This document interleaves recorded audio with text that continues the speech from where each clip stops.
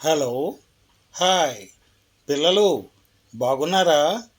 ఈరోజు మీకు ఒక భలే తమాషా కథ చెప్పనా? ఇది ఎప్పటికి కూడా అయిపోయినటువంటి ఒక నాన్ స్టాప్ కథ అన్నమాట. వింటారా మరి? అనగనగా ఒక రాజుగారు. ఆ రాజుగారికి 7 కొడుకులు. ఒకరోజు 7 కొడుకులు కలిసి వేటకు వెళ్ళారు. వేటకెళ్ళి చక్కగా 7 చేపల్ని పట్టుకొని వచ్చారు. రాజుగారు ఆ చేపలను చూసి తన 7 కోడలను పిలిచి, అమ్మా, ఈ 7 చేపలను రుచిగా వండండి అని చెప్పారు. కోడళ్ళు కూడా చక్కగా సరే మామగారు అని చెప్పి 7 పొయ్యిలు వెలిగించి చేపలను వేయించి గుమగుమలాడే వంటకాలను తయారు చేశారు. అప్పుడు రాజుగారు భోజనాన్ని కూర్చున్నారు. మొదటి కొడుకు వడ్డించిన ఆహారం తీసుకోవటం మొదలుపెట్టారు. చేప ముక్క నోట్లో పెట్టుకున్నారో లేదో కరుక్కుమని ఇసుక తగిలింది. రాజుగారికి బాగా కోపం వచ్చింది. ఏరా సుపుత్ర, చేపలో ఇసుక వచ్చింది, ఏంటిరా సంగతి అని అడిగారు. దానికి పెద్ద కొడుకు భయపడుతూ, నాకేం తెలుసు నాన్నగారు, వంట చేసింది మీ కోళ్ళే కదా, ఆమెనే అడగండి, ఇప్పుడే పిలుస్తాను అన్నాడు. సరేనని రాజుగారు మొదటి కోడలు వచ్చిన తర్వాత ఆమెని అడిగారు.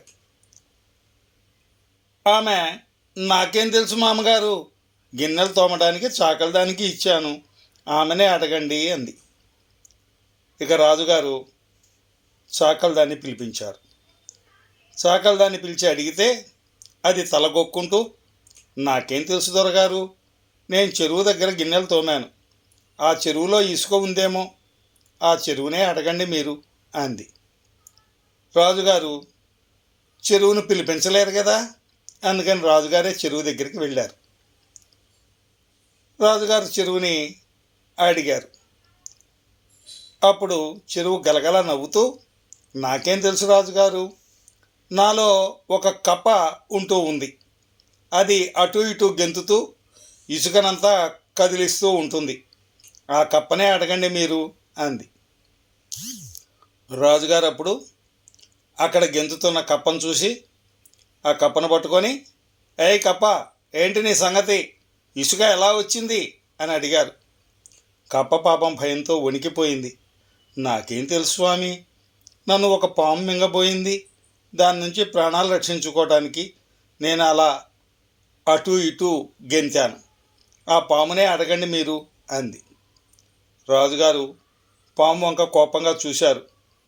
పాము బుసగొడుతూ, నాకేం తెలుసు మహారాజా, నన్ను ఒక గద్ద తన్నుకుపోవడానికి వచ్చింది, దాని నుంచి తప్పించుకోవడానికి నేను నీళ్లలో జరజరా పాకాను, ఆ గ్రద్దనే అడగండి మీరు అంది.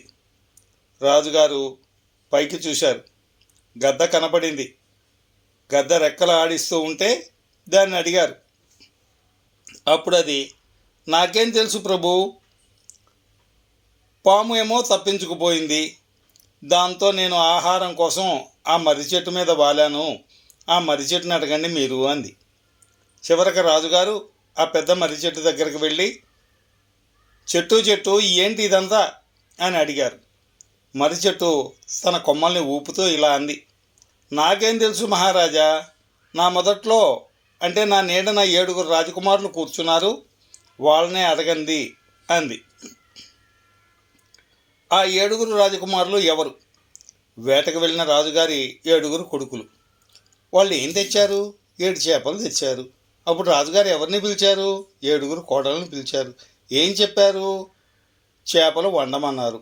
చూసారా పిల్లలు, కథ మళ్ళీ మొదటికి వచ్చేసింది.